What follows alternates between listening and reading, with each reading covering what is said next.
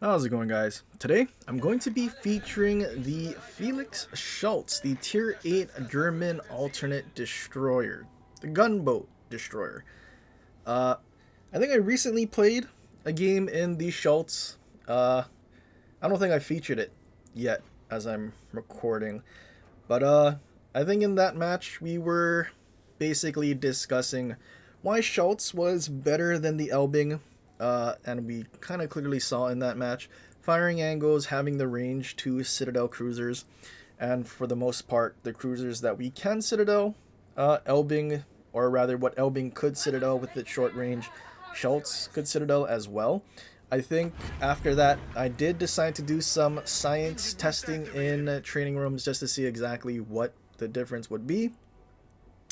And pretty much the difference is at, well, rather close ranges. Elbing will Citadel large cruisers like Napoli, Michelangelo, Yoshino. Those cruisers a little more consistently than Schultz will. Although you do still need to sort of be kind of close. Uh, Definitely a lot further than Schultz, but at the same time, I mean, Shultz can Citadel like 90% of the other cruisers that Elbing could, and, well, a lot of the ships Elbing wouldn't be able to reach. So, after that testing, I still think the trade-off that Shultz has more range than Elbing, and also the firing angles and everything is just a lot more worth than what the Elbing currently can do. In this match, I'm kind of doing a meme-ish build where we basically use a similar build to our Cabo to get as much range as we possibly can, which is why I think our base range is 14.7 kilometers, which is pretty nutty. And to put that into perspective, I think that's sort of where Elbing actually sits on PC, and I guess technically Schultz as well. Legends destroy ranges, especially for the actual gunboats, are pretty tragic if I'm being honest. Enemy Hayate decides to charge out. Not really sure why, and not really sure why he's not smoking up. I mean, possibly reload boost Hayate so he doesn't have a smoke, but Elbing, or sorry, not Elbing, Schultz has very similar AP to Elbing and has improved pen angles. And as you saw, once that Hayate decided to angle enough to our AP, we just absolutely nuked him, and we had pretty good accuracy. Aside from aiming systems, we also have the range mod that does 3% dispersion, so already having improved destroyer dispersion, now we have 10% more better dispersion, so it's just very, very nasty. Friendly battleship ends up dying, unfortunately, to the Hayate Torps. Bismarck probably could have turned away and probably assumed there were torps on the way, especially having sonar and seeing a destroyer turn broadside to you. But unfortunately, Bismarck goes down. Would have been nice for him to stay alive. Getting a little worried about the Provincian, and I'd kind of rather not get rushed down by him. Luckily, we left when we did, because now Provincian got spotted, and instead of charging out, he is going to stop at the island. We dump one torp for the Provincian and one set for the Missouri, just in case.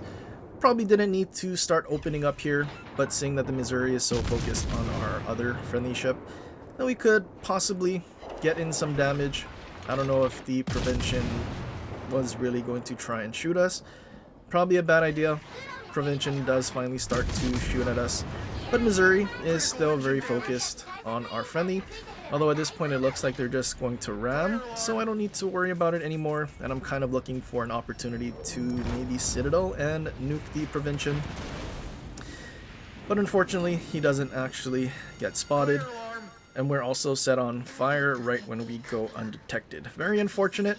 Provincian, though, does push forward again and actually eats one of our torpedoes from the one set we launched at him. So, did a decent amount of damage, and well, now all we need to do is just keep our distance, especially with this fire, increasing our detection by 2 kilometers. I'd rather not get farmed and lose any more unnecessary HP. Although, with our 2 ships dying, we're now all alone. The rest of our team is on the other flank, So we're gonna need to defend this objective on our own.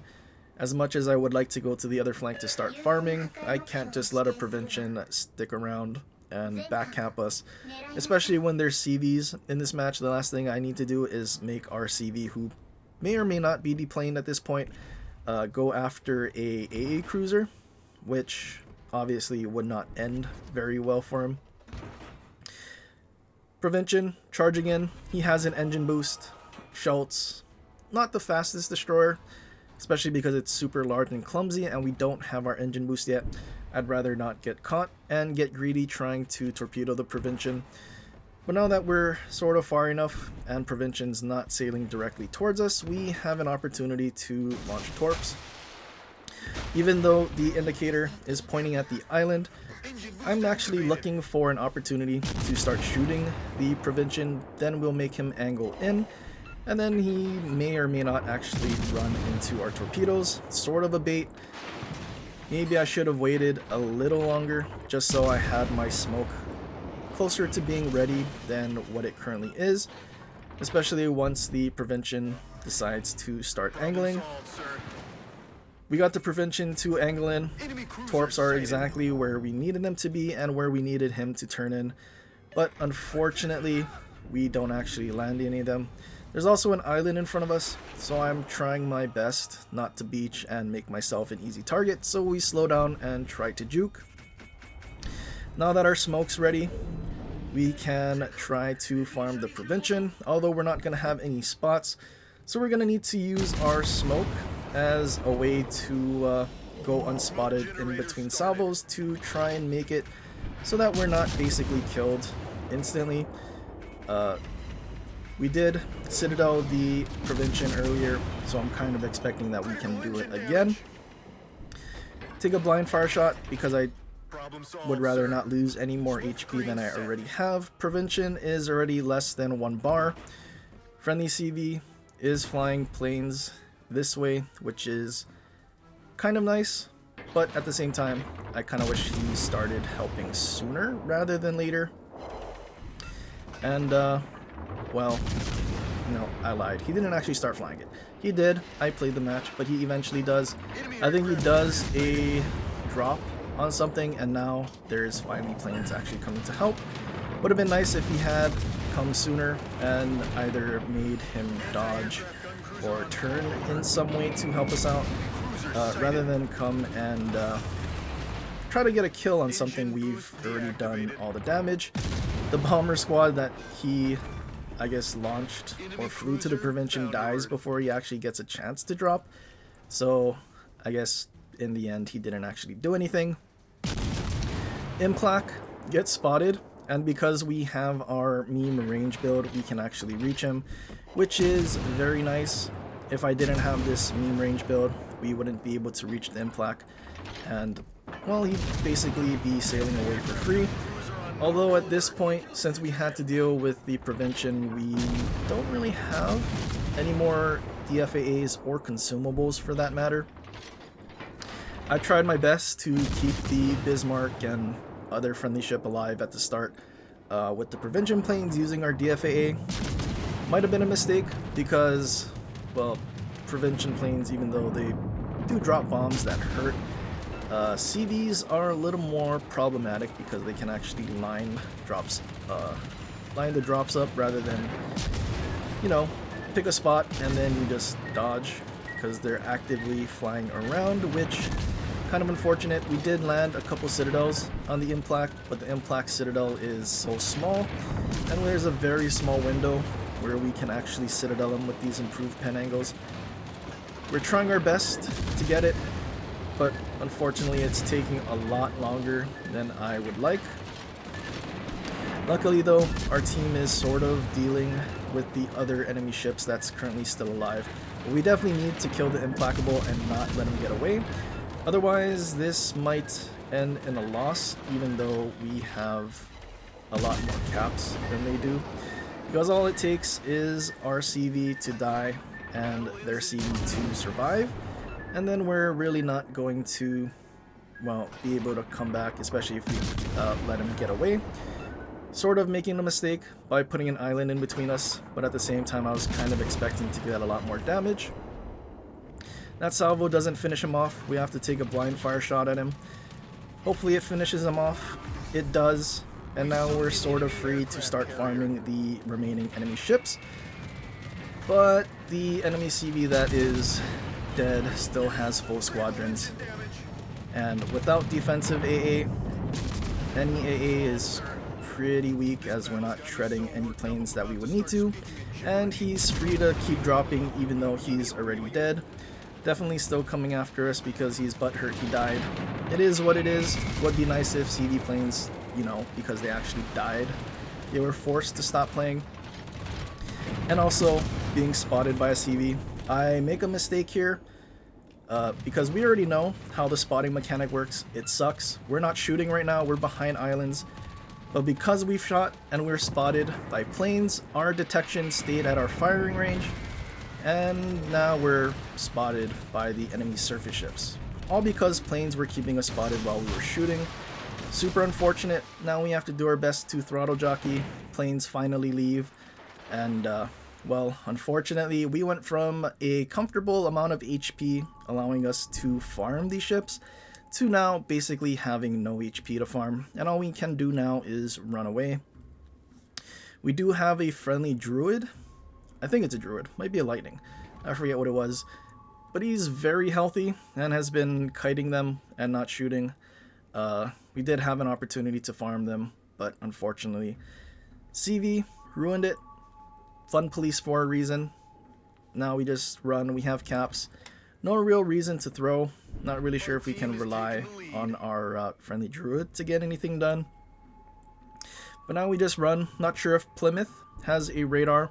Haven't seen smoke, haven't really seen anything from Plymouth, so we're just gonna keep running away and try to stay beyond 10 kilometers from him, just so we don't accidentally start throwing. Friendly destroyer finally turns around and starts pushing in, and well, we're not really gonna risk dying. Plymouth does go broadside though, and I do get kind of greedy. I was expecting citadels here, but we unfortunately don't get it. Plymouth's guns were sort of facing the wrong way, so I was kind of assuming his bad turret traverse and everything, he wasn't going to be able to get a shot off. But he does, and we just simply stop. And, well, all of the shells miss, and unfortunately for us, Iwami was looking for us only, and not really the druid that's behind him. I'm going to assume that the druid is basically shooting from behind an island. Kind of very unfortunate, especially because the druid is so very healthy. I think he could have gotten away gunboating out in the open, maybe taking some of their attention so it wasn't just me. Druid finally gets spotted, super healthy. Enemies start shooting at him, but unfortunately they're angled to me and not the druid, because I mean they're probably assuming they get nuked by a Shultz and not the druid instead. But enemy team not going to be able to cap, and ultimately we're going to win on points. There's no way for them to really come back from this. And also friendly druid, I don't think he has line of sight of them. So we're just going to take one final pot shot before we get behind the island, maybe get some resets, give us a little more XP from what we've already done. Getting some pretty good hits in on the Plymouth, and well, unfortunately the game ends on points. Definitely Kraken potential. Could have done a little more in this match. But unfortunately there was a CV and we ran out of consumables. If we had 3 DFAAs to start the match, I think that would be perfect. But we can't have everything, as we nearly get 4k XP in the Shultz with a meme range build.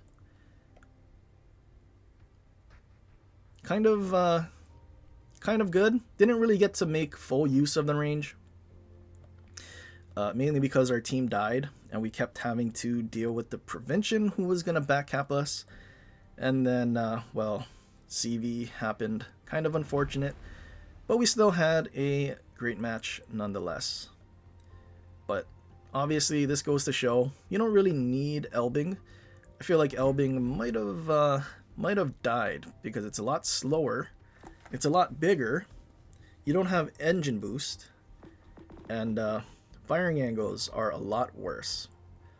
Although kiting from the prevention, that might have been like the only place where Elbing actually succeeded. A little better than Shultz, but at the same time, I mean, it was really hit or miss with what the Shultz can do and the Elbing can do. In this match, Elbing would not have performed better, I don't think, than Shultz. But I'm sure if there were large cruisers, maybe. But anyway, that's pretty much it for this one. I hope you guys enjoyed. If you did, leave a like and subscribe for more and share it with your friends. But anyway, till next time, aloha.